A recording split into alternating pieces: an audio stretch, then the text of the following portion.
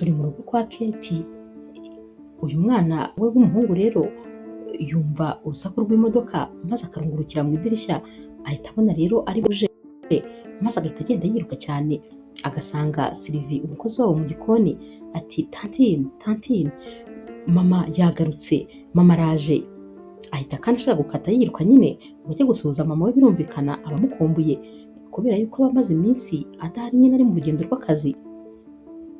Sylvie rero ahita abwira uyu mwana w'umuhungu ati buretse gato nkubwire kuki ukunda kwiruka cyane.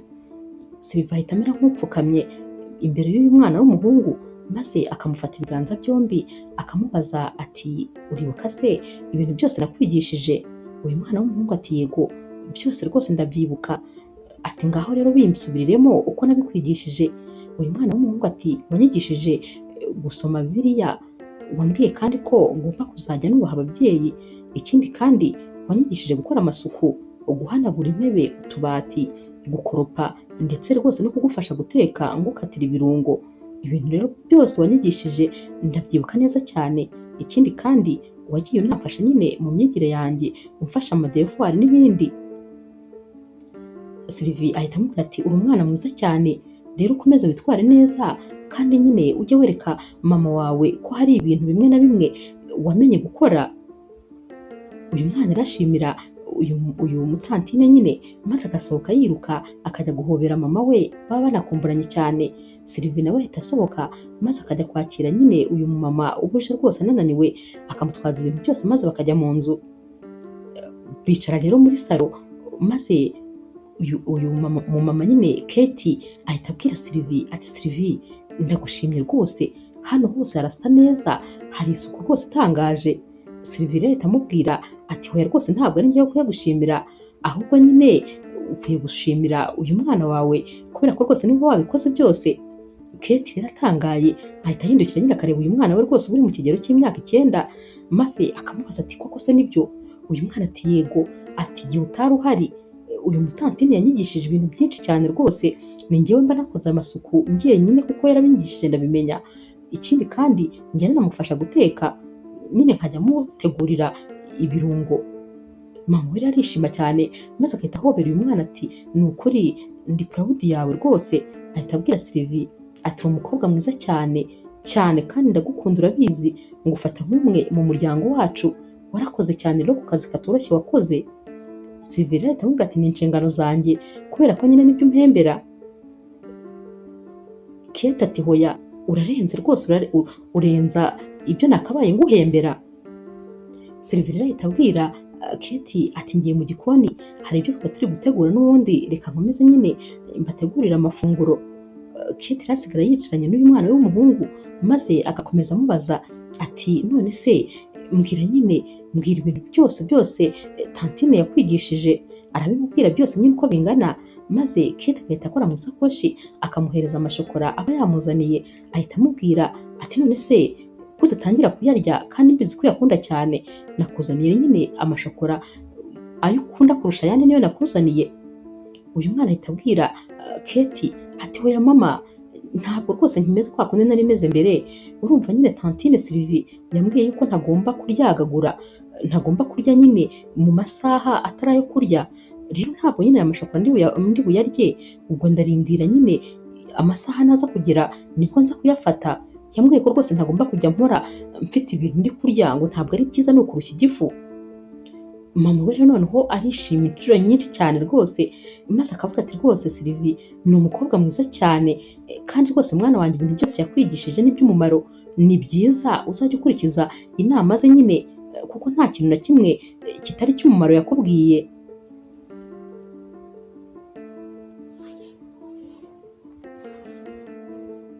Keti rero aba akicaye aganira n'uyu mwana we, maze Paul akaba yinjiye, ni umugabo we birumvikana. Paul rero ahita abona Keti, maze ibintu byose yari afite agahita abirambika hasi, ahita agenda yiruka amusanganira, maze agahita amuhobera akamuterura ati nari ngukumbuye sheri, nari ngukumbuye cyane. Ariko nyine ahita amufata nyine amaboko abiri, maze akamureba mu maso ati ariko se sheri kubera iki koko utigeze umbwira kuri buzi? Urabona ukuntu rwose utambwiye ngo maze nkwitegure. Kate ati numvaga rwose nifuza kubatungura kandi nyine n'ubundi urabona ko aribyo nakoze. Paul ati umva, ndumva rwose nkurakariye, wagombaga kuba wambwiye maze nyine nkakwitegura.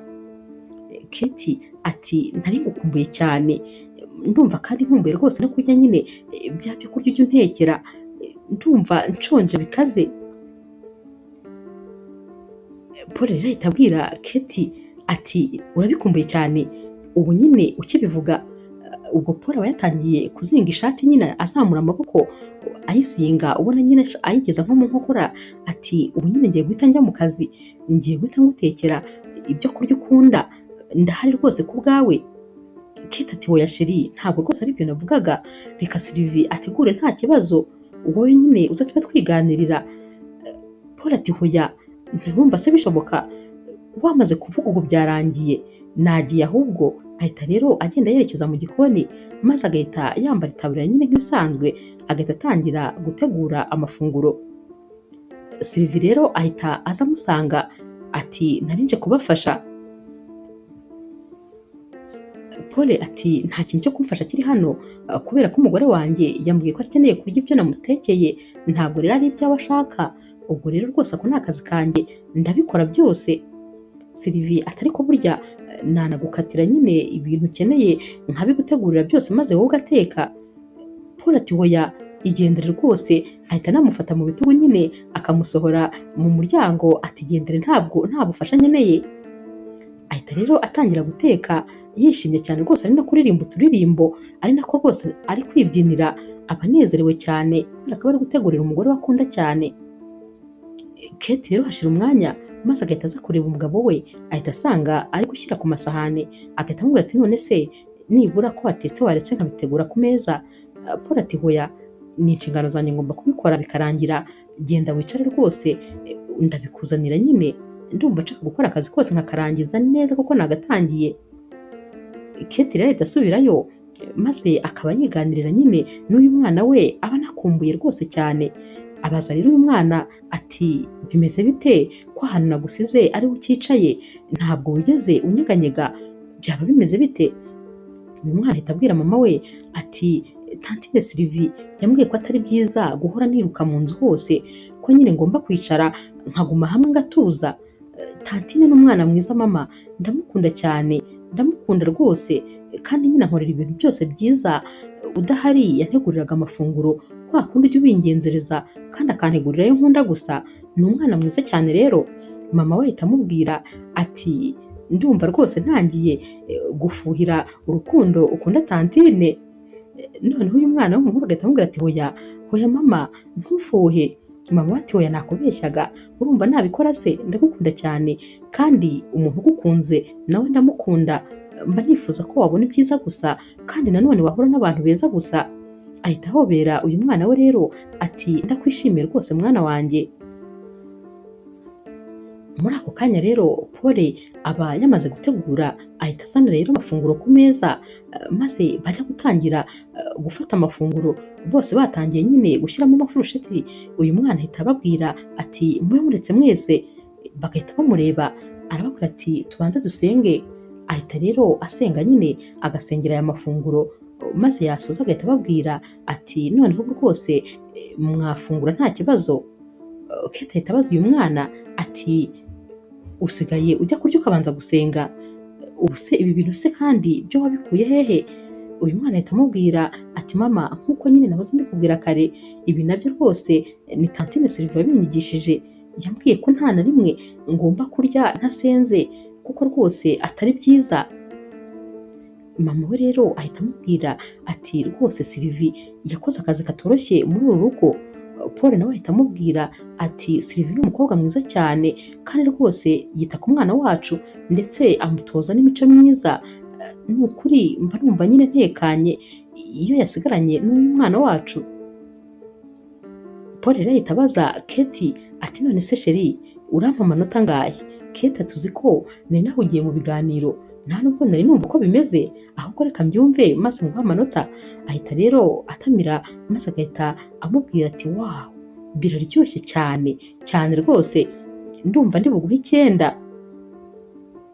Paul ati wakabaye ahubwo umpa nka 11 ukarenzaho rimwe, ariko ntacyo, 9 naryo ni byinshi. Kate rero ahita amubwira ati biraryoshye cyane cyane rwose kandi ni ukuri wakoze kunyitaho.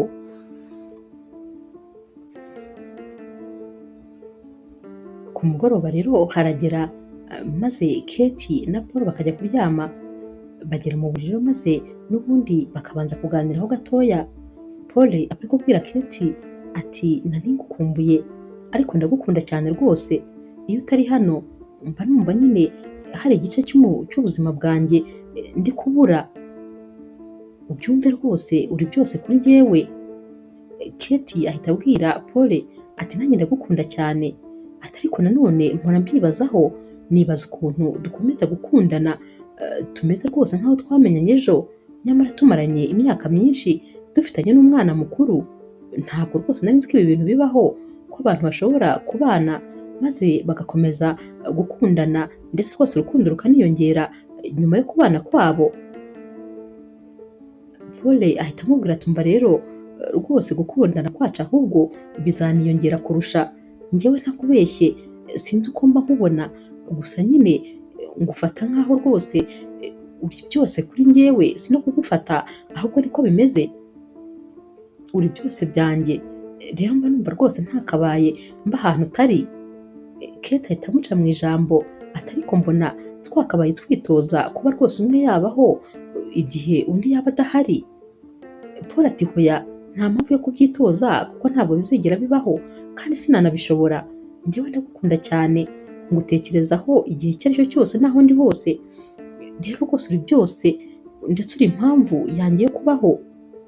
Ntabwo rero rwose nabasha kubimenyera kuba naba ahantu utari, n'ubu iyo umaze iminsi waragiye mu kazi sinkubeshye mba numva ntuzuye, mba numva nyine hari ikintu kibura kandi kinini cyane. Kate ahita ahobera Paul maze akamubwira ati ndagukunda cyane cyane rwose. Naho rero ku rundi ruhande Sylvie bagera mu cyumba cye nyine agiye kuryama maze akabanza agapfukama agasenga, arasenga rero ati Mana rwose ndakwinginze ujye umpera umugisha abakoresha banjye, iyi famiye rwose ujye uhora uyongerera urukundo, iyi famiye kandi ujye uyiha amahoro, ndakwinginze rwose ijye ihora nyine ifite ubumwe. Ikindi kandi nanjye ndagusabye rwose uzampe urugo rumeze nk'uru nguru, uzampe urugo rwishimye, uzampe nyine umugabo umeze nka boss wanjye, umugabo nkunda, umugabo nyine wita ku mugore we kandi akamwubaha neza neza rwose, uzampe umeze nka Paul. Ahita asoza rero avuga ati gusa nyine Mana uru rukundo rwose uzarubakomereze, ndifuza ko bazahora mu munezero nk'uyu nguyu barimo. Ahita rero yigira kuryama maze agahita asinzira, gusa nyine amara gusinzira maze agahita atangira kurota.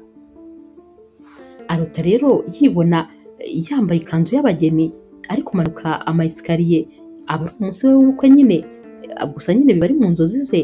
Ajya kubona rero akabona Paul nyine niwe uhagaze hasi nyine muri salo amutegereje yambaye kositime nawe y'ubukwe.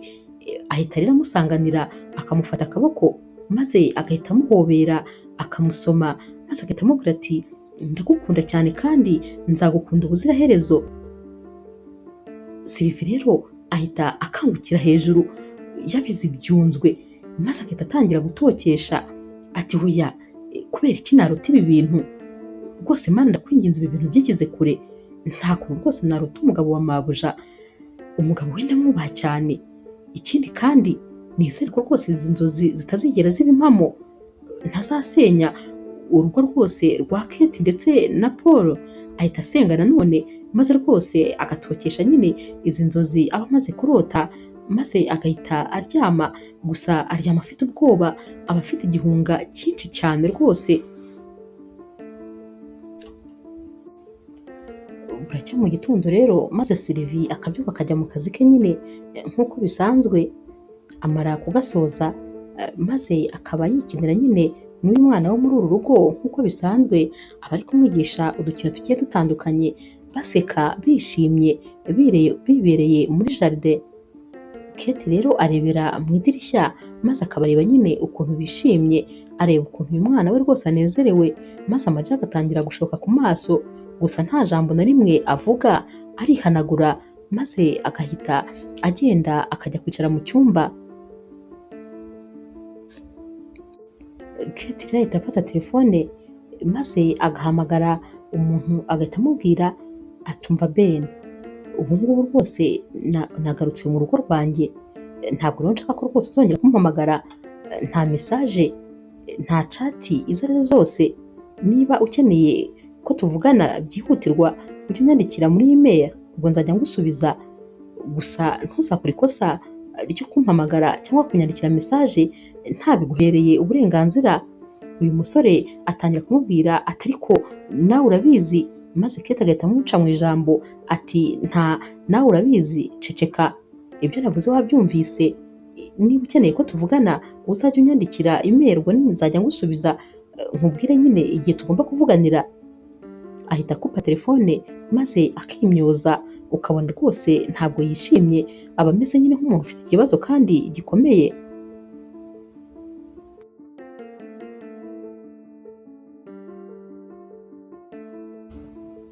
Naho rero Sylvie amara gukora ibintu byose maze akagenda agafata agatebe akaba yiyicariye wenyine atuje rwose ari kwitekerereza.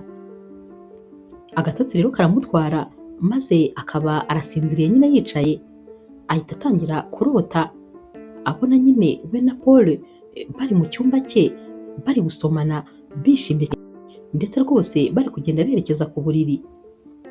Baba rero bageze imbere y'igitanda maze umuntu agahita akomanga. Uwo muntu ukomanga rero aba ari Kate. Bahita bikanga maze Kate akajya ahamagara ati Paul, sohoka, ndabizi kuri muri icyo cyumba. Sylvie rero ahita akangukira hejuru, ibyunzwe nanone byamurenze, ubwoba bukamwica maze agahita ahaguruka agatangira kwivugana ati ni gute nahora ndota ibi bintu, iyi couple ifitiye amahoro, iyi couple ikundana, iyi couple rwose ifitiye umunezero, ni gute naba ndi kurota ibi bintu kuri iyi couple? Nizere ko rwose ntagiye kuba umukozi wa Sekibi maze Sekibi akanyobora nkaba ninjye nsenyuye umuryango mwiza gutya. Oya ariko rwose ntabwo nabyemera, sinakwemera kuba igikoresho cya Sekibi, niyo mpamvu ngomba gufata umwanzuro uruzi rutararenga inkombe. Sylvie ahita agenda yiruka maze akajya mu cyumba cye, ahita afata imyenda vuba vuba maze agahita asohoka abagiye kwigendera nyine ngo yitahire. Gusa abakigera muri salo agahita ahura na Kate. Kate itamubaza ati Sylvie, ko niba ufashe ibintu byawe byose ugiye hehe? Sylvie ati rwose ndakwinginze bosi, ndeka nigendere, ndeka rwose sinkwiye kuba hano, ndashaka kwigendera. Kate rero ahita amufata ukuboko ati mbwira, nabase hari ikintu na kimwe nagukoreye kibi? Nabase naraguhemukiye? Sylvie ati hoya rwose, wambereye umukoresha mwiza cyane, nta kintu na kimwe kibi wigeze unkorera. Kate ati none ni gute wagenda utansezeye? Ugomba kunsobanurira impamvu uvuye hano, ntabwo rwose uri bugende. Abakiri kuvuga ibi rero maze wa mwana we akabaje yiruka ati mama, tanti nagiye kujyayo. Mama ati nanjye simbizi, ntabwo rwose ari kunsobanurira. Uyu mwana rero ahita afata akaboko Sylvie maze akamubwira ati tantine, nta hantu uri bujye, ntabwo wansiga, urabizi rwose ni wowe dukina, ni wowe unkorera ibintu byose, winsiga rero. Hari ikintu se papa yaba yakugize cyangwa mama? Mbwira kuko njye ntabwo nshaka kugenda.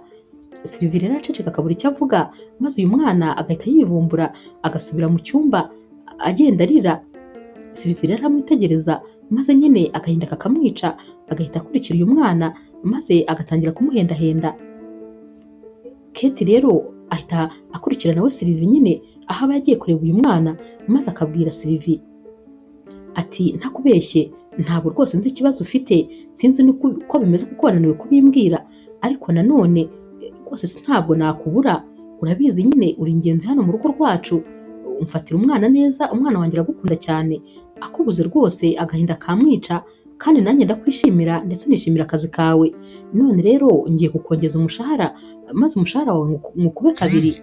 Ikindi kandi rwose uzajya unakora hano utanambaye iniforume nyine z'abakozi, ujye umeze nk'umwana mu rugo. N'ikindi kintu cyose uzajya ukenera ujye umbwira, niba ari ugutembera, niba ari ugusura inshuti zawe, nzajya nguha uruhushya rwose, ariko ntakubeshye ntabwo rwose nshaka yuko uva hano. Akomeza rero kwinginga Sylvie, maze nyine Sylvie yanareba ukuntu uyu mwana w'inshuti ye cyane aba yababaye, maze agafata icyemezo cyo kutagira aho ajya. Kate rero ahita agenda maze akajya muri shopu akagurira imyenda uyu mukobwa, imyenda rwose iri sexy itabifite aho ihuriye niyo yajyaga yambara, imyenda myiza cyane. Arayimuzanira rero maze agatangira nyine kuyigera, yigera umwe ku wundi. Aba ari kwireba akabona ntabwo rwose yiyizi, kuko aba abona yabaye umukobwa mwiza cyane udasanzwe. Aba ari kubwira Kate atuzi yuko ndi gusa na ba bakobwa nyandeba kuri televiziyo neza, ntabwo ndi kwireba ngo nimenye. Kate agaseka. Sylvie aramubwira turakoze cyane ni ukuri mabuja, uri umukoresha mwiza cyane. Kate nawe ati urabikwiye, ariko ibintu byose ngukoreye nta na kimwe udakwiye. Baba rero bakiri muri ibyo nyine, Sylvie ari kwigera maze bakumva umuntu arakomanze. Kate ahita abwira Sylvie ati gendere wumva umuntu uri gukomanga. Kate rero agenda yiruka ariko yambaye ikanzu ya mini rwose iba igera hejuru y'amavi cyane. Aragenda agafungura maze agahita asanga ni Paul. Paul aramwitegereza agahera ku kirenge akageza ku mutwe. Ati kandi se wowe wambaye ute? Ibyo ni ibiki ndi kureba? Ahita abwira nyine Sylvie ati ibyo ni ibiki kutari kunsobanurira? Kate rero ahita aza maze akabwira Sylvie ati Sylvie genda asubira mu cyumba. Ubwo Paul ahita abwira Kate ati ubwo rero umubwiye ngo agende, ndakeka ari wowe uri bumve ibisobanuro bihagije ku byo nari ndi kumubaza. Kate ati yego, iriya myenda yose ubonye ni njye nayimuguriye, kandi namwemereye ko rwose atazongera nyine kwambara nk'abakozi. Tekereza ko yaradusezeye agiye kwigendera. Paul ati kandi se yarajyanywe n'iki? Kate ati ntabwo nigeze mbimenya, ariko rwose yari yagiye yafashe icyemezo kuko twahuriye muri salo, ndetse rwose iyo ndangara gato yari no kuncika ntabimenye. Rero kubera ukuntu umwana wacu amukunda kandi rwose turamukeneye muri uru rugo, rero ntabwo nashakaga ko agenda, ubwo namwongeje umushahara maze rwose mugurira n'imyenda nyine kugira ngo ajye yambara neza uko abyumva kandi uko abishaka.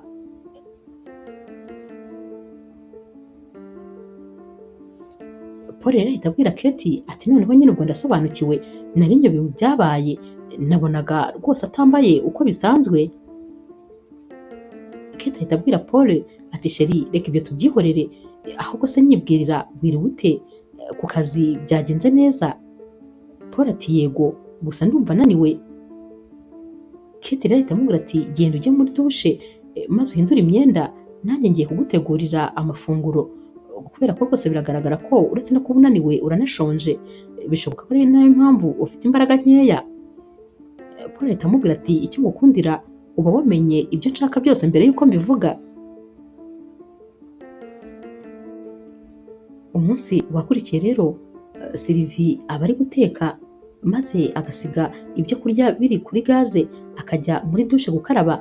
Amara kwisiga ibisabune umubiri wose yabyujuje, akumva ibyo kurya birashiririye kandi cyane, inzu yose yanutse. Asohoka muri dushe yiruka agakenyera esuwime nyine, ariko aba afite ibisabune bimwuzuye umubiri wose. Agera mu gikoni maze agasanga umuriro uri kwaka mu isafuriya kubera ukuntu biba byashiririye bikabije. Ahita abiteruraho rero n'ubwoba bwinshi agatereka ku ruhande, ariko umuriro ugakomeza ukaka. Imyotsi iba yuzuye mu gikoni. Aba ari kuvuza induru rero ati nimuntabare ndapfuye, ndahiye neza neza. Paul rero ava ku kazi yakwinjira muri salo akumva nyine mu gikoni umuntu ari kuvuza induru, ndetse rwose imyotsi iba yageze mu gikoni nyine y'ibintu byashiririye. Yageze muri salo Paul rero ahita agenda yihuta agahita akubita urugi rwo mu gikoni nyine yinjira. Naho rero Sylvie uba wikanze ahindukira ajya kureba umuntu winjiye, maze yayesume igahita yikubita hasi. Sylvie asigara ahagaze yambaye ubusa, ahita amera nk'isitati akabura icyo gukora ndetse akananirwa kunyeganyega. Ahita rero yunama buhoro maze agafata yayesume agahita yikenyera agahita asohoka yiruka. Naho Paul aba yarebye hirya nyine yabuze aho areba, nawe rwose ibintu bimubayeho bimucanze. Ahita rero agenda agafata nyine ya safuriya akayigezayo agahita azimya gaze neza. Ahita rero agenda akajya mu cyumba nyine aho umugore we aba ari, maze akamubwira ati sheri, ibintu rwose Sylvie yashakaga ndabona rwose twamureka akabikora, ntiyari yagusabye ko yakwigendera, ndabona dukwiye kumureka akigendera. Keti ati kubera iki se kandi bihindutse bite ko ubundi rwose nawe wari ushyigikiye ko nta hantu agomba kujya? Paul aturebye nyine nabitekerejeho nsanga tutagomba gukomeza kumuzirikira hano. Sylvie arakuze n'umukobwa w'inkumi, akeneye gushaka, akeneye kubaka urugo rwe, akeneye rwose ubuzima bwe nyine atari muri runo rugo, kubera ko naguma hase urabona ubundi azahurira hehe n'umufiyanse? Nta hantu ahurira n'abantu. Ubwo rero rwose twaba turi kwikunda kurusha uko twamukunda. Yego rwose adufitiye umumaro kandi kuba ari kumwe natwe ni iby'ingenzi, ariko ndabona igihe kigeze ngo tumurekure. Kate rero ahita amubwira ati ibyo bintu ntabwo byashoboka, urabizi nyine ameze nk'aho rwose ari umwe muri twe, ikindi kandi we n'umwana wacu urabizi bafitanye umubano rwose, baramenyeranye bihagije. Undi twazana rero ntabwo rwose byapfa kuvamo. Sylvie uko byagenda kose turamukeneye hano, ahubwo hari ikintu mpise ntekereza, ndumva ngomba gufata umwanzuro maze muri weekend nkajya mureka akigendera nyine akajya guhura n'inshuti ze, agahura n'abantu, bityo nyine azahura n'umufiyanse we kuko azaba abona umwanya wo gutembera ahura n'abantu batandukanye. Kate ahita abaza Paul ati urumva se icyo atari igisubizo cy'ikibazo cyawe? Paul ati yego, ariko nanone ndumva nyifuza rwose ko yava mwa runo rugo.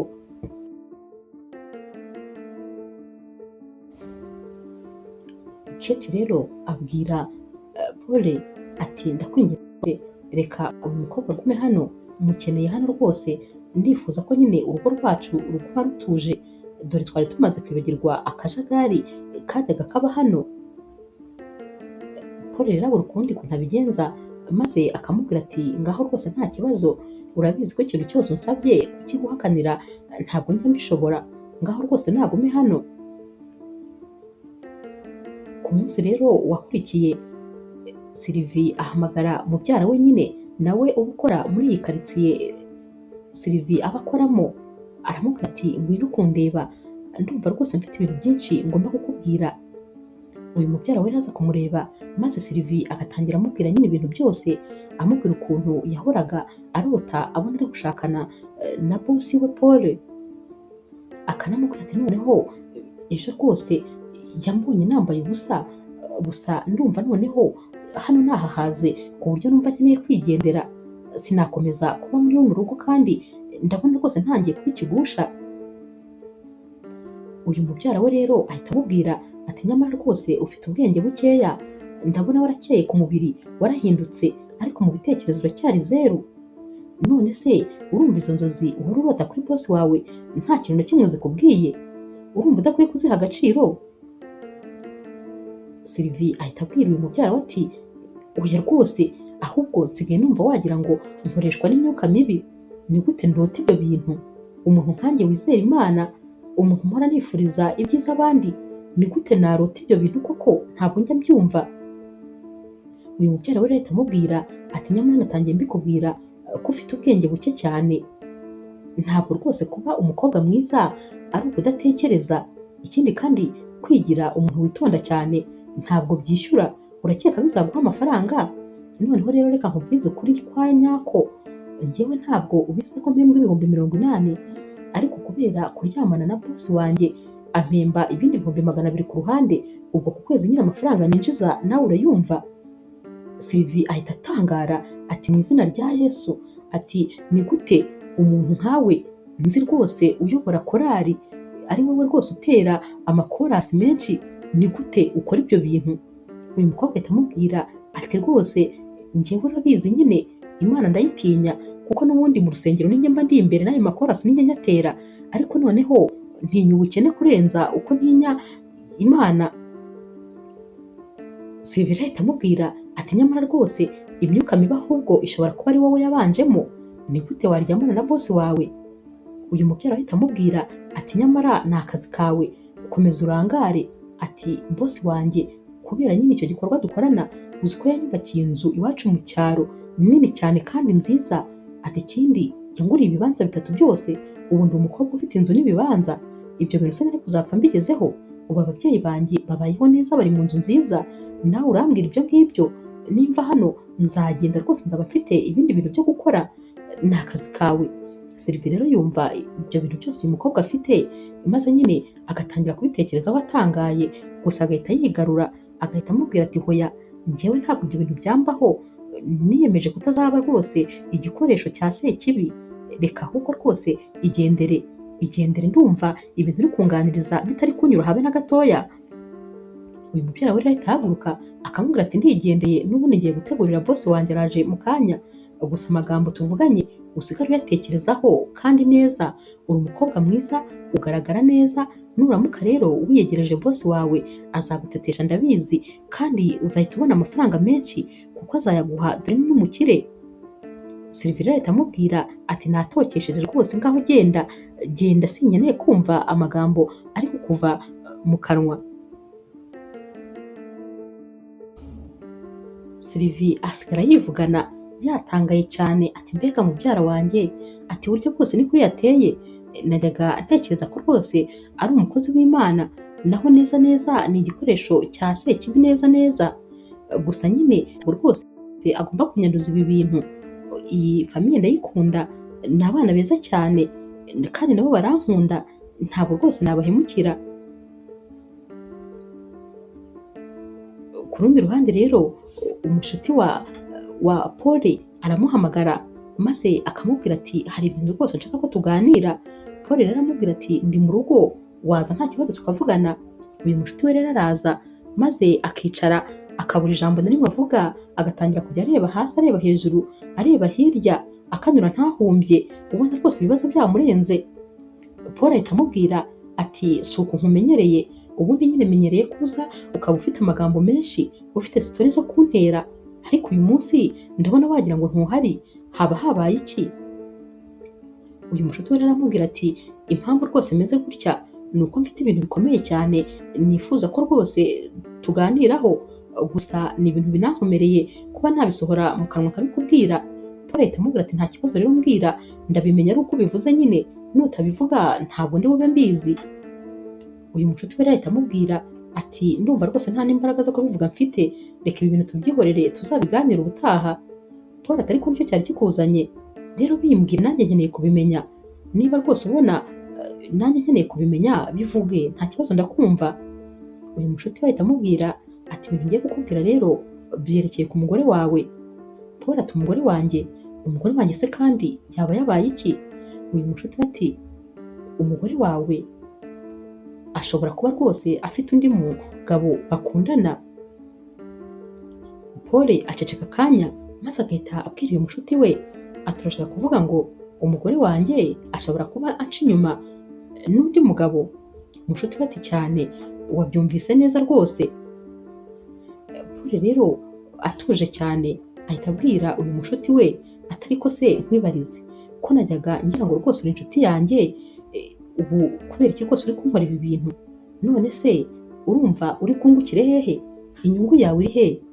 Kwifata ukambwira ngo umugore wanjye anca inyuma, uri gutekereza se ukuntu naba ndi kwiyumva? Ahubwo se ibyo bintu wabitekereje ute? Ahubwo se urashaka kugera kuki? Umugore wanjye arankunda cyane kandi nanjye ndamukunda, ndamwizera, rero ibyo ntabwo yabikora, gusa nkunyujijemo ijisho rwose.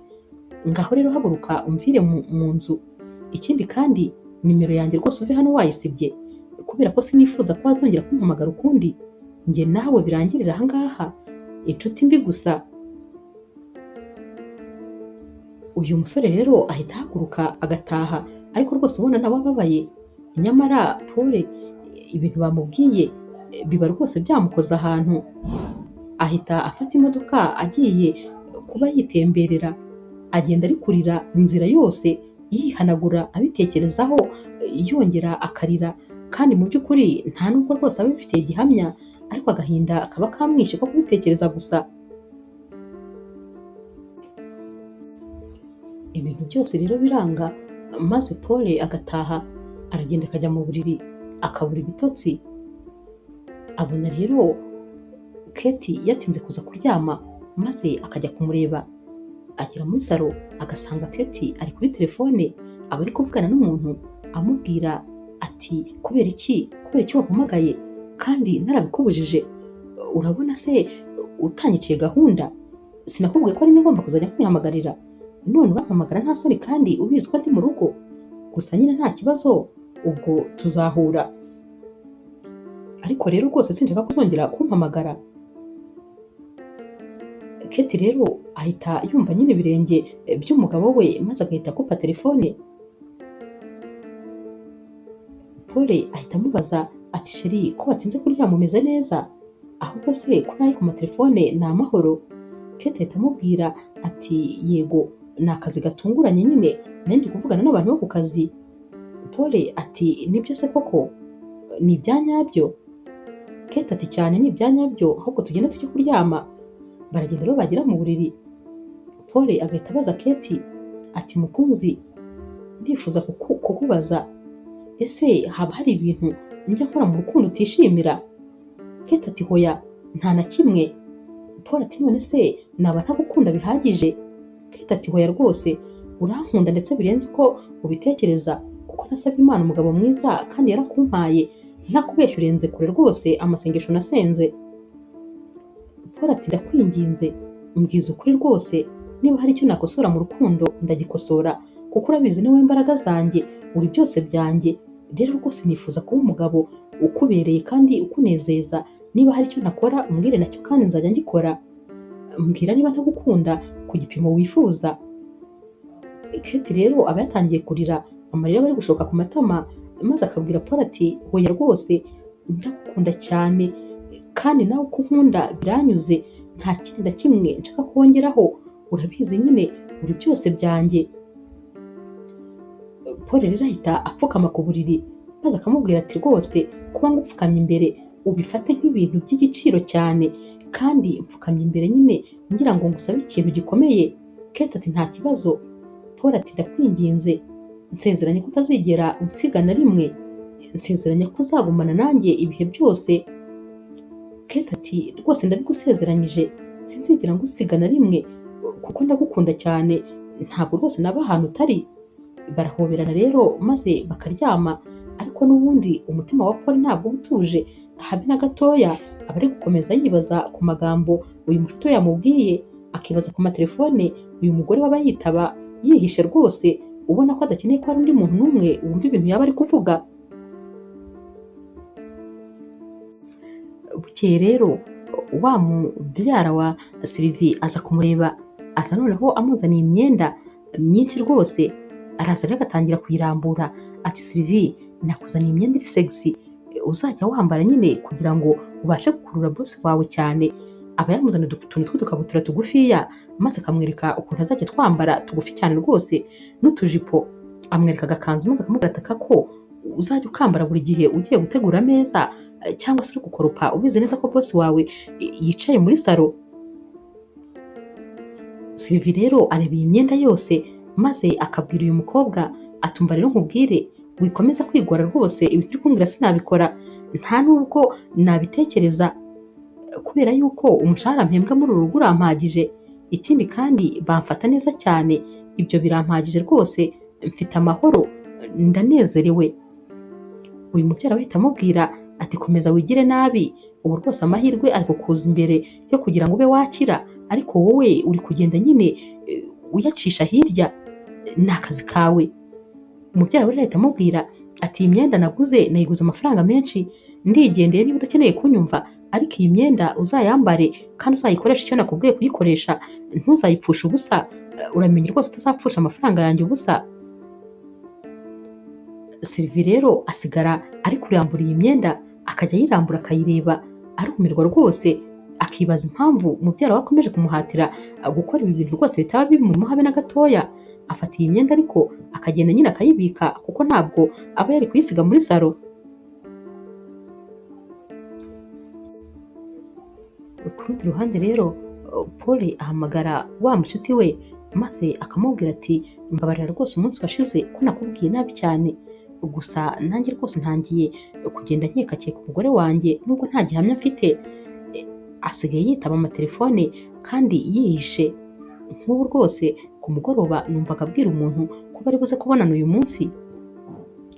uyu mucuti we arahita amubwira ati biroroshye cyane, noneho wowe reka nyine tuze kumukurikira ahantu hose ari bujye uyu munsi twebwe tumugendaho, maze turebe nyine abantu bari buhure nawe.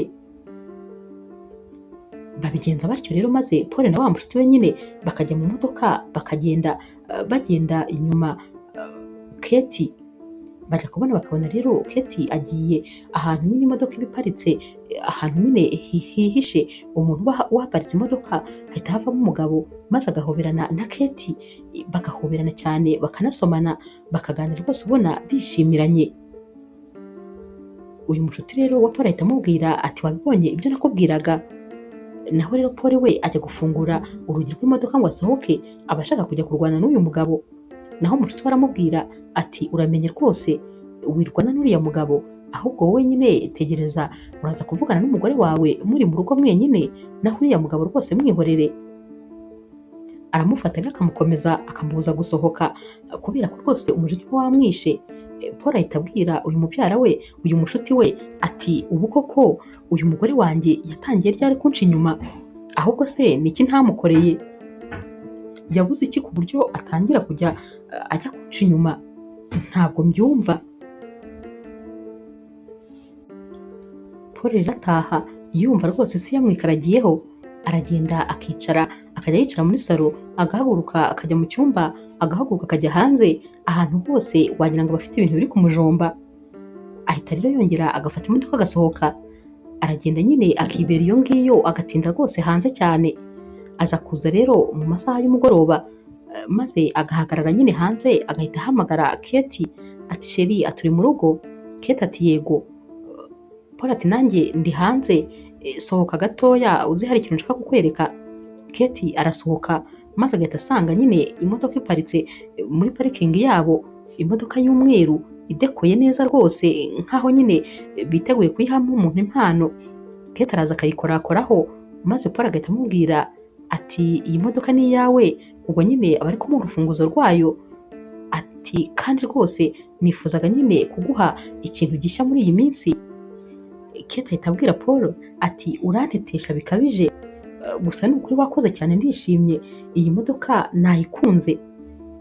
Ajya kugenda rero, maze Paul agahita amubwira ati hoya ntabwo birarangira. Ahita amuhereza rero akandi kambaraje, Keti arebamo maze agasanga harimo iPhone nshyashya nyine iba igezweho. Arareba agahita abwira Paul ati ni ukuri birandenze, kubera ko uyu munsi wanyitayeho cyane, ko atari isabukuru yanjye ndetse akaba nta n'ikindi kintu rwose kirenze nyine twagombaga kuba turi guserebura.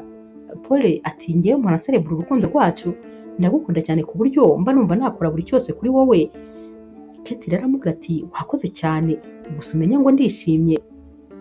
Paul ahita amubwira ati gusa hari n'ikindi kintu numva nshaka kugusaba, ndifuza ko nyine twazafata ibiruhuko tukajya gutembera, twajya Dubai cyangwa ahandi hantu tuzajya hariho hose, ariko rwose tugafata umwanya wo kuba turi twenyine, maze tukongera nyine tukabaho urukundo rwacu nk'uko twabagaho kera tugiteretana.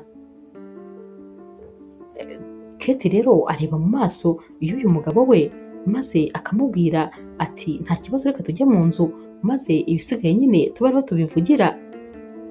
Keti ahita afata iya mbere akinjira mu nzu nyine agenda yivugisha ati gusa ndishimye cyane, ibintu bimbayeho uyu mugoroba rwose ni ibitangaza. Bagera mu nzu rero maze bakicara gato, nta n'umwe uri kuvugisha undi.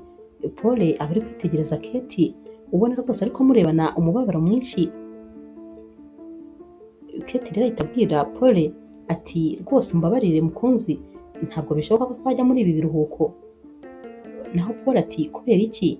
Keti ati kubera akazi, kubera iriya poromosiyo bampaye, nta mwanya na mukeya rwose mbona, mfite ibintu byinshi cyane ku meza yanjye, mfite akazi kenshi ku buryo udashobora kubyumva, nta mwanya rero rwose nabona wo kujya kwinezeza, nta mwanya nabona wo kujya mu biruhuko, ugerageze unyumve unyihanganire.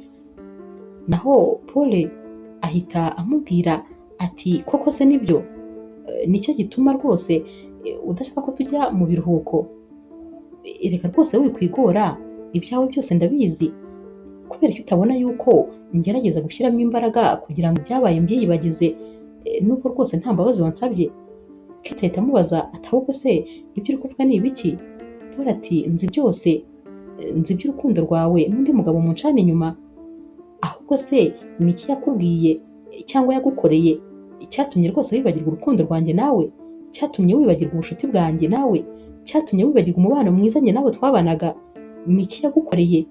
Ni gute rwose uciriritse ku buryo wakunze umusore uri munsi yawe, umusore mutoya, umusore rwose utari kuri level yawe habe na buhoro? Ni gute wicishije bugufi bingana bityo? Kate rero ahita abwira Paul ati sindi kumva ngewe ibintu uri kunshinja, gusa nyine ndumva ntakwiriye gukomeza kwicara hano ngo nkomeze numva amagambo ari kuva mu kanwa. Sinzi icyo wabaye rwose, gusa nakubwiye ngo nta biruhuko tuzajyamo, ariko sinakomeza kubasha kugutega amatwi. Ahita yihagurukira rero maze akigira mu cyumba, gusa ubona Kate nawe ibintu yumvise bimubabaje. Paul rero n'agahinda kenshi ahaguruka muri salo n'umujinya mwinshi, maze agahita agenda akinjira mu cyumba, ahita yereka amafoto Kate aba ari muri telefone nyine ya Paul igihe Kate yari ari guhoberana n'uyu musore. Paul ahita amubwira ati ngaho rwose bihakane, ndakubona ko uzi guhakana cyane, ngaho mpakanira ko uyu atari wowe, mbwira nyine ko ari undi muntu musa. Kate rero areba aya mafoto maze agaceceka akanya gatoya, hashira akanya agahita abwira Paul ati ndabona rwose noneho warigize ingenza yanjye, usigaye nankurikira ahantu hose ngiye. Ati rero rwose mu by'ukuri ndagira ngo nkubwire ko wanibeshye, kubera ko uyu muntu wabonye ni umushuti wanjye dukorana ku kazi.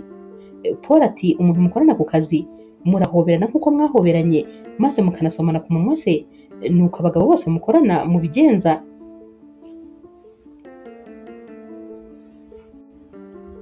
Kate ati nagira ngo nkubwire ko rwose nta mpamvu n'imwe ufite yo gufuha. Ubwo kandi ahita amusiga mu cyumba maze agahita yisohokera. Mu ijoro rero Kate na Paul barara rwose ntawe uvugana n'undi. Buracya mu gitondo Kate akabyuka akicara muri salo, aba ari kwitegura nyine kugira ngo ajye ku kazi. Ahita yitaba telefone rero maze akabwira Paul ati ibintu mbonye nyine koro yihutirwa, ngo uyu munsi ngomba kuza kujya nyine hanze y'umujyi kubera ko ari akazi kihutirwa kandi ngo habuze undi muntu ujya kugakora, ni njyewe rero ngomba kujyayo byanze bikunze. Paul ati birumvikana nyine, urwo ni urwitwazo rwo kugira ngo nyine usohoke umujyi, aho uri bube ugiye ndahumva, n'iyo minsi uzamara uwo muzayimarana ndamwumva. Kate ati ariko mukunzi ni ukuri ni akazi gusa. Paul ati nabyumvise nyine ko ari akazi gusa, bari kumubwira nabi nyine byumvikana ko aba yaketse ko agiye gusanga wa musore n'ubundi aba yarabonye bari guhoberana. Kate rero ahita yitegura maze nyine agahita ajya muri uru rugendo rw'akazi, naho Paul ava ku kazi nimugoroba maze agahita ajya mu kabari, aragenda akanywa inzoga za yose kubera ko rwose bari gutekereza ko muri ako kanya umugore we ari kumwe na wa musore. Paul kandi ahamagara nyine wa mushuti we akamubwira ati ngwino rwose unsanga ahantu ndi kubera ko meze nabi. Uyu mushuti we rero araza maze Paul akamubwira ati tekereza ko ubu tuvugana umugore wanjye yambeshye ngo agiye ku kazi, kandi ndabizi neza rwose buriya yagiye kwihurira na wa musore, ubu bari kumwe, ubu rwose ari kumukoraho uko abyumva. Mushuti we atari kwihangane, ntabwo aricyo gihe cyo kwicisha inzoga, wakabaye rwose ubitekerezaho neza ariko wikwiyangiza. Paul ati ndifuza ikintu gituma nibagirwa, ariko nanone ndumva nta nicyo biri kumfasha. Paul rero arazinywa agasinda cyane rwose maze mushuti we akamutahana. Bagera mu rugo rero, bagera nyine muri salo, uyu mushuti wa Paul abwira Sylvie ati Sylvie mfasha rwose maze umfashe boss wawe, umufasha azamuke ariya ma esikariye maze ajye kuryama. Sylvie abwira uyu mushuti wa Paul ati ntabwo rwose nabishobora, ahubwo reka ngufashe maze twese tumufatanye tumujyane. Baramutwara rero bakamushyira mu cyumba, maze uyu mushuti wa Paul agahita asezera nyine akitahira, akabwira Sylvie ati umwiteho rero, umuha amazi yo kunywa, urebe ko rwose inzoga zagabanuka kuko ndabona bimeze nabi cyane. Uyu musore rero amara kwitahira, maze nyine Sylvie akajya kumuzanira amazi nk'uko baba basize babimubwiye. Araza yajya kuyamuhereza, Paul agahita amukurura akamubwira ati winsiga njyenyine, winsiga rwose, ndifuza yuko tugumana, wigenda. Sylvie rero ahita amwirekuza nyine, amwikuraho amaboko, maze agahita asohoka yiruka akajya mu cyumba cye. Aragenda agahita ahamagara wa mubyara we akamubwira tumva neza neza nari mpfuye, tekereza ko boss wanjye yari ari kunkurura, niba yanyitiranyije na mabuja simbizi rwose, ariko yari ari kunkurura nyine akira ku buriri bwe, ngeze Imana ndamucika ndiruka, yasinze ku buryo udashobora kubyumva. Uyu mubyara we ahita amubwira ati nyamara mpora nkubwira ko nta bwenge ugira, urabura gufatirana, uwo wari wo mwanya wawe rwose, ubwo ameze atyo rwose nibwo ari mu mwanya mwiza wo kuba wahita umukuraho ibintu byose ushaka. Mwihorere ahubwo agenda umwiteho, ugomba kuryamana nawe ameze atyo. Mbabara ndakwinginze, ayo mahirwe rwose ntuyatakaze, wikomeza kandi kwigira umwana. Kubera icyo ukomeza kwigira umwana? Muri ako kanya rero Sylvie aba akivugana na mubyara we, ahita yumva nyine bosi we ari gukubita inzugi zo muri dushe, akumva ari kuruka nyine kandi bikomeye nyine, yumva bitameze neza. Ahita ajugunya hasi telefone, maze agasubira mu cyumba yiruka akajya kureba nyine icyo bosi we ababaye. Aragenda agahita asanga ari muri dushe ari kuruka. Bosi rero nawe aba yarangije nyine kuruka, agahita agaruka, ahita abwira Sylvie ati rwose ntabwo meze neza, nyamara ni ukuri nkeneye ko rwose utansiga njyenyine, ntabwo ubibona ko narembye? Ahita yicara ku buriri, maze akabwira Sylvie ati umva nkubwire, mfite agahinda kenda kunyica. Umugore wanjye Keti, umugore nizera, umugore nakunze n'umutima wanjye wose, wa mugore rwose mba numva mubuze napfa, we ntabwo ariko bimeze, kubera ko aca inyuma n'undi mugabo. Sylvie rero aratangara cyane, agahita abwira bosi we ati nyamara rwose umugore wawe ntabwo yabikora rwose. Paul ati nabyiboneye n'amaso yanjye, niboneye amafoto, ndetse rwose nabiboneye ibyo bari barimo, amafoto nayafashe. Keti rero arumirwa, maze Paul agahita amubwira ati niyo mpamvu ntakeneye kuba njyenyine, kuko ndumva rwose mfite agahinda kenshi. Paul ahita ahobera Sylvie, maze nyine na Sylvie uba wumvise ko uyu mugabo ababaye cyane, nawe rwose agahita amuhobera.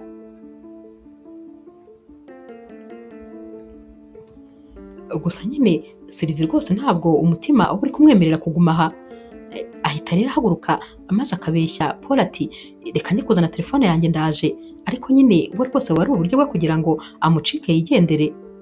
Arasohoka, maze yagera mu cyumba cye agahita asanga wa mubyara we yahise aza kumureba. Wa mubyara we ahita amubwira atumva nkubwire, rwose ntubure ubwenge, aya mahirwe ntabwo ugomba kuyapfusha ubusa. Mubyara we ahita amufata akaboko, maze akongera akamugarukana, akabwira Sylvie ati ntukabe umwana ngo ukabye, ubwo urashaka kuzapfira muri ubu bukene urimo, rwose have, reka gukomeza kwirangaraho. Amuzanira amufashe akaboko, maze akamusunikira n'ubundi muri cya cyumba cya Paul, agahita afata urufunguzo agafungira inyuma, agahita arujyana, kubera ukuntu Paul nyine aba yasinze cyane, urebye nta nubwo rwose ubwenge buba buri ku gihe. Uyu mubyara rero wa Sylvie ahita amubwira nyine ari inyuma y'urugi ati umva, ndaza kuza kugufungurira, ariko rero nawe nyine ntube umwana. Ahita yigendera. Noneho nyine Sylvie nta yandi mahitamo aba afite, araza nyine akagumana na Paul. Paul rero nk'umuntu wanyweye inzoga rwose atari gutekereza neza, ibintu byose aba akora atari kubitekerezaho, birangira nyine ari gusomana na Sylvie, ndetse rwose bikanarangira bakoze gahunda. Kandi rwose iri joro ryose baranararana, barasinzira cyane. Mu gitondo rero bakangurwa n'umuntu uba uri gukomanga ku rugi. arakomanga, agakomanga, akumva nta muntu n'umwe uri kuvuga. Uyu rero aba ari Keti uba ugarutse nyine, atangira guhamagara ati Paul, mfungurira, ndabizi ko uri muri icyo cyumba. Neza ibintu bisa na za nzozi Sylvie aba yararose. Arakomeza rero agakomanga, maze Sylvie yakanguka neza akibuka yuko urufunguzo ari wa mubyara we warujyanye. Umutima uhita umuvamo, ahita afata telefone maze akamuhamagara. Aramubwira ati ibintu wankoze ni ibiki? Ni gute wankoze ibi bintu? Kubera ko utagarutse kumfungurira, turapfuye noneho rwose, dore na mabuja araje kandi ndi mu cyumba cye, ubu ndabigenza nte? Mubyara we ahita amubwira ati mbabarire, nabyibagiwe rwose, sinongeye kubitekereza, gusa nyine reka mpite nza kano kanya. Kubera ko baba bari muri karitsiye zimwe, uyu mubyara we ahita aza yiruka maze akaza agafungura nyine kino cyumba. Ubwo kandi Keti nawe nyine aba agihagaze inyuma y'urugi rw'icyumba.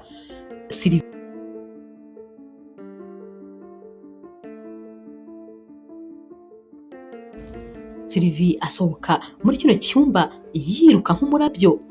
Keti ajya kubona akabona Sylvie amunyuzeho, muri ako kanya akaba ageze muri salo, ahita akomeza kandi asohoka nyine yirukana wa mubyara we.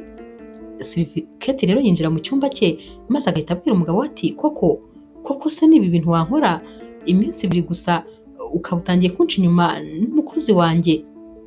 Umugabo we aseka cyane rwose, yifashe amaboko yayahuje imbere mu gituza ati koko se birakubabaje? Ubu kandi bigiye kukubabaza kubera ko nyine ari njye nabikoze? Wumvaga se njyewe nzaguma njyenyine kugeza ryari? Nari mbizi ko rwose iyi minsi wari uyimaranye n'umukunzi wawe, nanjye rero nagombaga kuba rwose hari undi turi kumwe, ntabwo nagombaga kuba ndi jyenyine. Keti ibintu umugabo we ari kumubwira bimunanira kubyihanganira, maze rwose agahita yinjira mu cyumba, agafata akavarise ke agahita yisohokera akigendera. Naho rero Sylvie aragenda akicara nyine mu cyumba cya mubyara we, aba ari kurira amarira menshi cyane, ati urabinkoze, ati urabona ibintu nkoreye, ubu rwose bagiye kunyirukana, warambeshye, none dore n'akazi nari nifitiye ngiye kukabura, umbujije byose ni ukuri, ubu ngiye gusubira iwacu mu cyaro, ha hantu navuye ngiye gusubirayo uko nahavuye, rwose urampemukiye cyane. Tekereza ukuntu nangije urugo rwa mabuja n'ukuntu yari umumama mwiza cyane. Ni ukuri ndi kumva nibaza ikintu cyatumye mbikora maze kikanyobera, gusa nta yandi mahitamo mfite, kubera ko nyine urumva ko nanjye ngaruye ubwenge namaze gukora amakosa menshi. Mubyara we rero uri kumuhoza aramubwira ati humura rwose, ntabwo uzasubira mu cyaro, humura tuza.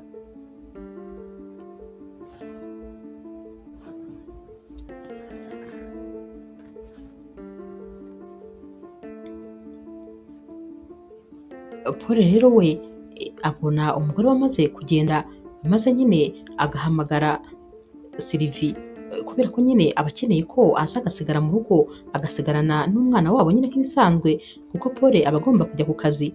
Aramuhamagara mu nzu yose maze akamubura, agahita rero amuhamagara kuri telefone, maze Sylvie rwose akamubwira ko kubera amakosa yakoze yumva adakeneye kugaruka muri uru rugo rwabo, ati gusa urabona nareba na mabuja.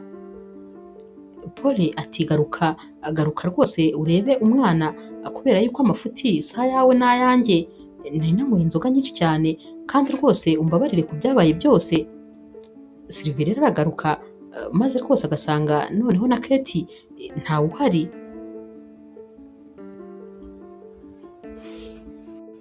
Paul we rero aba yagize ngo ibintu biroroshye, abatekerezaga ko ahari Keti ari bugaruke, nyamara ku mugoroba arataha agasanga Keti ntiyigeze agaruka. Aramuhamagara ntamwitabe. Guhera uyu munsi Paul atangira kujya ahamagara Keti akamwohereza amamesaje ntiyitabe. Icyumweru kirashira, ibyumweru 2 bigashira, maze Paul agahinda kakamwica, abakunda umugore we cyane rwose, atangira kujya amuhamagara, maze akajya avuga ati mukunzi, mbabarira witabe telefone niyo byaba rimwe gusa, ndagukunda kandi ndagukumbuye, umuhungu wacu nawe aragukumbuye, ntabwo nabaho ntagufite rwose, ibyabaye byose nibura uzanyitabe maze tuzabiganireho, gusa nanjye si njyewe, gusa ndagukunda. Nyamara rwose ibyo nibyo bari kwivugana, ntabwo Keti aba ari kubyumva kuko ntabwo aba akimwitaba kuri telefone. Paul rero abona hashize iminsi myinshi maze agahamagara wa mushuti we akamubwira ati ndabona rwose ibintu bikaze, umugore wanjye noneho ubanza yaragiye kubana na wa mukunzi we neza neza, gusa aho bigeze ndabona nkwiriye kwitabaza inzego z'umutekano. Uyu mushuti we aramubwira ati ntabwo byashoboka kubera ko Keti ntabwo yazimiye. Keti ajya avugana n'umwana we rwose rimwe na rimwe kuko umwana we arabikubwira, ubwo rero ntabwo yazimiye arahari. Paul ati nyine niyo mpamvu ngomba kwitabaza inzego z'umutekano bakanamenya aho ari n'icyamujyanye, kuko nyine nkeneye kumenya amakuru ye, erega nkeneye no kumenya niba ameze neza. Umugore wanjye ndamukunda cyane, ndumva ntamutakaza rero. Gusa nyine baba bari kuvuga ibi ngibi maze bagahita babona Keti arinjiye abatwajwe varize na wa mubyara wa Sylvie. Sylvie rero asohoka mu gikoni kubera ko kiba cyegeranye na salo, maze agahita abona Keti arinjiye ndetse rwose ari kumwe na mubyara we. Arareba rero maze ibintu bikamucanga, ajya kubaza mubyara we rero ati ugeze hano utiye uri kumwe na mabuja, maze agahita yumva isese biramwishe, ahita abanza akirukira nyine muri tuwarete. Keti rero uba wabibonye ko uyu mukobwa atameze neza, ahita amukurikira agasanga ari kuruka ameze nabi cyane, ahita abaza Sylvie ati Sylvie ko ndeba rwose umeze nk'umuntu utwite, uratwite? Sylvie ati rwose mabuja kubikubwira biragoye, ntabwo rwose mfite amagambo nabivugamo, gusa ndabanza kugusaba imbabazi, ntabwo numva rwose nshobora kukureba mu maso n'ibyo nagukoreye. Keti ati banza unsubize, uratwite? Sylvie ati yego. Keti ati none se nyine urabizi neza waripimishije se? Sylvie ati yego naripimye rwose nsanga ndatwite. Keti ati kandi iyo nda ni iy'umugabo wanjye? Sylvie ahita atangira kurira ati yego, gusa rwose ndacyakwinginga, mbabarira rwose, mbabarira, naraguhemukiye ariko mbabarira. Keti rero ahita amubwira ati oya nta kibazo, narakubabariye kandi ntuhangayike ntabwo ndi bukwirukane. Sylvie ahita amubwira ati ntakubeshye mfite ubwoba rwose bwo gukuramo iyi nda, ndumva ntabishaka, ndumva kandi ntabikora. Keti ati humura, ninde se ukubwiye ko uzayikuramo? Uwo ni umwana wacu, uzaguma hano kandi nawe azahaguma, ntabwo rwose ndi bukwirukane, nta nubwo ndi bugutegeke gukuramo inda, humura tuza. Sylvie ati none se koko warambabariye? Keti ati cyane narakubabariye. Ati ahubwo itunganye maze uze unsange muri salo. Keti rero agaruka aza muri salo, maze Sylvie yaba akimara kwitunganya ahita abona wa mubyara we ndetse na wa mushuti wa Paul binjiye, bahita bamubwira bati hari ibintu rero dukeneye rwose kuvugana nawe. Naho rero Keti nawe ahita agenda akabwira Paul ati hari ibyo ngomba kuganira nawe mbere y'uko nyine bariya bagaruka. Keti rero ahita yicara maze akabwira Paul ati rwose ndagusaba imbabazi imbere ya byose, ibintu byose byabaye nabigizemo uruhare kubera yuko mfite uburwayi bunkomereye cyane. Paul ati kandi se ibyo ntibiki uri kumbwira? Keti ati ntatinze rwose bansanze ndwaye kanseri, iyi kanseri nyimaranye imyaka myinshi ndetse rwose ngeze ku rwego rwa nyuma, ndabura igihe gitoya ngo nipfire. Rero kubera ukuntu nagukundaga rwose natekereje ko ntagomba kugusiga wenyine, ntakubeshye rero burya rwose ibintu byose wabonye byari imipangu yanjye ndetse na mushuti wawe, nta na rimwe nigeze nguca inyuma. Telefone nitabaga buri gihe nihishe, nabaga ndi kuvugana n'umuganga wagombaga kumvura kuko nagombaga kwivuza kandi kenshi gashoboka, nizo misiyo z'akazi wabonaga nahoragamo. Naho rero wa muntu wabonye duhoberana tukanasomana byari umupangu rwose nari nabipanze na mushuti wawe. Ikindi kandi uriya mubyara wa Sylvie wahoraga amubwira ko rwose agomba kuryamana na sebuja ndetse rwose agomba kukwiyegereza. Ntabwo ibyo yamubwiraga wabikora, wari umugambi wanjye nanone na mushuti wawe, kuko nifuzaga yuko Sylvie yakuguma iruhande. Sylvie nabonye ari umukobwa mwiza, yadukundiye urugo, adukundira umwana, rero nifuzaga ko rwose ntazagusiga wenyine ngo ngusigane agahinda. Niyo mpamvu nakoze uko nshoboye kose nkakwegereza Sylvie kugira ngo umwiyumvemo, noneho igihe nzaba ntakiri kuri iyi si ntuzasigarane irungu, kandi rwose azasigara kwitaho wowe n'umuhungu wacu. Paul rero aba yatangiye kurira, amarira yamurenze, ati ntumbwire ko rwose ibi bintu byose mwari mubiziranyeho na mushuti wanjye, ntumbwire ko ibi bintu byose wabipanze ukanyihorera. Kate ati cyane cyane rwose. Paul rero ahita abwira Kate ati ntakubeshye, ndagukunda cyane ku buryo nta wundi muntu n'umwe nagusimbuza, ntabwo rwose byashoboka ibyo byose uri gukora. Kate ati ndabizi ko nkunda, ariko nanjye ndagukunda, rero rwose ntabwo nifuza ko wazasigara wenyine. Paul ati wikomeza kuvuga ibyo bintu, ntabwo nzasigara wenyine kuko ntaho ugiye, nzagumana nawe ibihe byose. Kate ati hoya, harabura igihe gito cyane maze nkava mu buzima, nta gihe kinini rwose mfite. Paul rero abwira Kate ati ikintu kimbabaje mu buzima ni uko urukundo rwose nagukundaga utigeze umbwira ngo dufatanye mu bubabare wari urimo. Tekereza iyo myaka yose umaze wifasha mu kibazo, kandi rwose mpari, nakabaye nyine naragufashije muri iyo nzira itari yoroshye. Kate nawe ati ntabwo rwose nashakaga kugukura umutima, kuko ibi bintu narabyumvaga ko biteye ubwoba. Paul rero aramuhobera ati umbabarire rwose kuba naragukekeye ibintu utigeze ukora na rimwe, kandi nanjye umbabarire kuba rwose ririya joro byaragenze kuriya na Sylvie.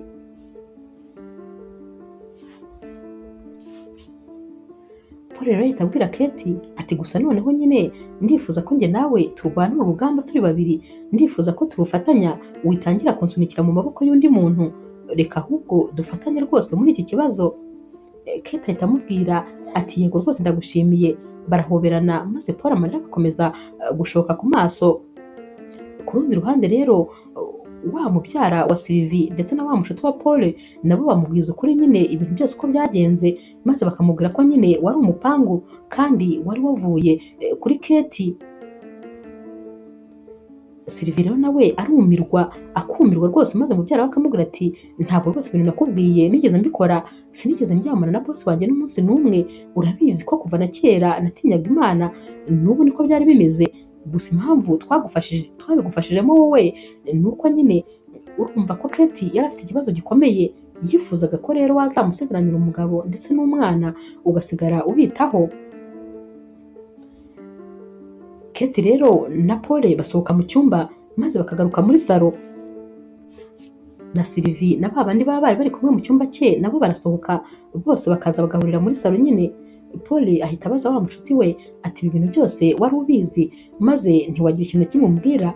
Umushuti we ati cyane, nagombaga kubimufashamo rwose Kate, kandi nagombaga kubahiriza icyifuzo yari afite. Bose rero baratandukana maze bagataha.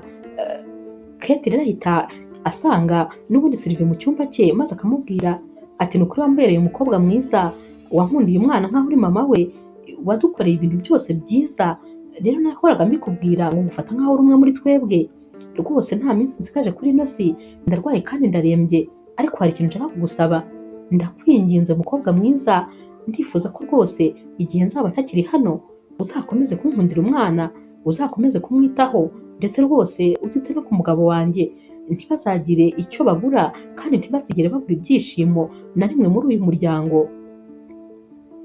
Ubwo rero Kate aba ari kuvuga ibi, Sylvie waba yarize amarira yamurenze. Sylvie rero ahobera Kate maze akamubwira ati rwose sinshaka kukubura, nta nubwo nifuza ko kandi uzava muri uyu mubiri, ngiye kumara iminsi myinshi ngusengera, maze rwose Imana ikorohereze. Gusa nanone ibintu byose unsabye uko binsabye ku murongo nzabikora rwose nk'uko ubyifuza, humura rwose umwana wawe nzamwitaho kandi usanzwe ubizi ndamukunda cyane n'ubusanzwe.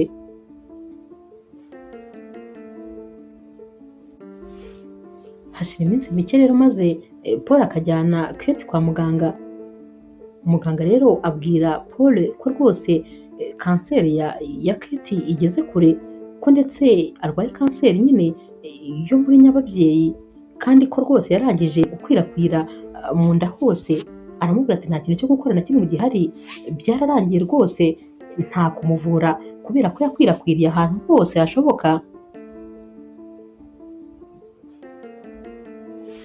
Paul ntabwo aba abyumva na gakeya, ntabwo rwose aba yumva ukuntu agiye kuzatakaza umukunzi we yakunze ubuzima bwe bwose.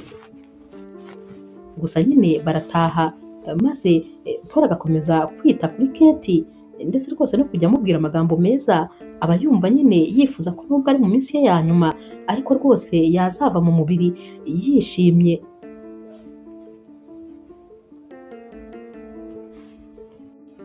Hashira iminsi rero maze Kate akagenda aremba, noneho rwose no kuva mu buriri bikanga neza neza.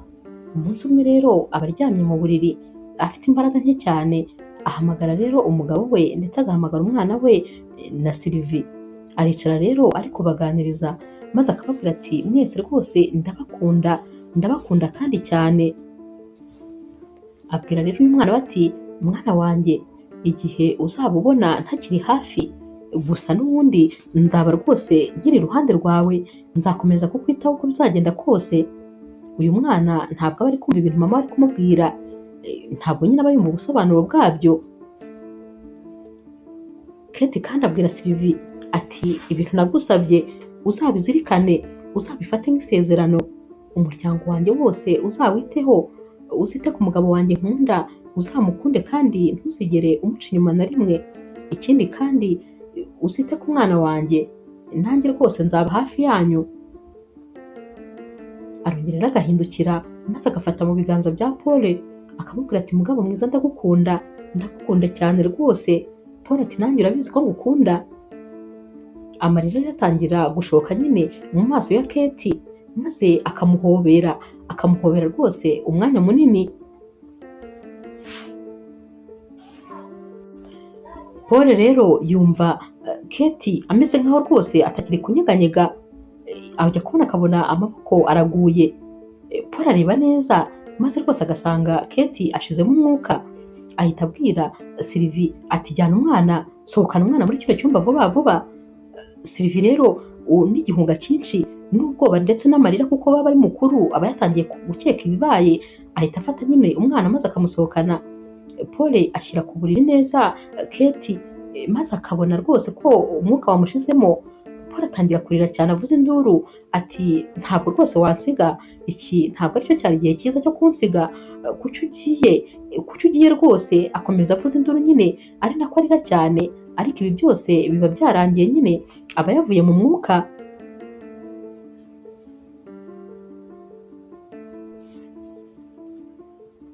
Hashira igihe rero rwose kwiyakira nyine Paul byaramunaniye, ntabwo aba yumva ukuntu umugore we nyine batakiri kumwe. Gusa nyine nta yandi mahitamo aba afite, kubera ko na Sylvie inda iba iri kugenda ikura, kandi nanone aba agomba kwita kuri Sylvie ndetse akanita kuri uyu mwana wabo w'umuhungu. Nanone atangira rero kugenda agerageza nyine gusubira mu buzima busanzwe, nubwo rwose bitaba byoroshye habe na gatoya. Gusa Sylvie nyine nk'uko yari yarabisezeraniye Kate, yita rwose kuri uyu mugabo ndetse akita no kuri uyu mwana. Igihe kiragera rero maze nyine Paul akumva ko nyine agomba gukora ubukwe na Sylvie nk'uko nyine umugore we yari yarabimusabye. Ndetse rwose kubera ukuntu Sylvie aba abitaho cyane, Paul aba asigaye amukunda kandi rwose cyane. Bakora ubukwe rero maze noneho bakabana nyine byemewe n'amategeko, kubera ko Sylvie haba habura iminsi mike cyane ngo abyare. Paul rero abwira Sylvie bari mu kwezi kwabo kwa buki ati nukuri ndagushimiye ko rwose watubaye hafi, ndagushimiye kandi ko wabaye hafi umwana wanjye. Ntabwo yigeze abona icyuho cya mama we, kuko nyine wari umuri iruhande, kandi rwose nanjye wambaye hafi bishoboka byose. Ndagushimiye cyane, ikindi kandi ndagukunda, ndetse n'uyu mwana wacu w'umukobwa dutegereje ndamukunda cyane nubwo ntaramubona. Sylvie rero abwira Paul ati nanjye ndagukunda cyane kandi rwose nzakuba hafi, humura ntabwo uzigera uba wenyine, ikindi kandi nzaba mama w'umwana wawe, rwose nzabaho mama we atari, ntuzahangayike. Barahoberana rero maze Paul akamubwira ati ni ukuri warakoze kuza mu buzima bwacu kandi uri umuntu w'igiciro. Sylvie nawe ati namwe rwose mwarakoze kunkunda ndetse by'umwihariko nawe rwose warakoze kumbera umugabo mwiza. Inkuru yacu y'urukundo rero naho tuyisoreje, mwakoze kuyikurikira. Niba ukunda inkuru z'urukundo zica kuri Zasha TV, ntukagende udakoze subscribe, like, share na comment. Ni inkunga ikomeye kuri jyewe. Ndabakunda cyane rero nk'ibisanzwe.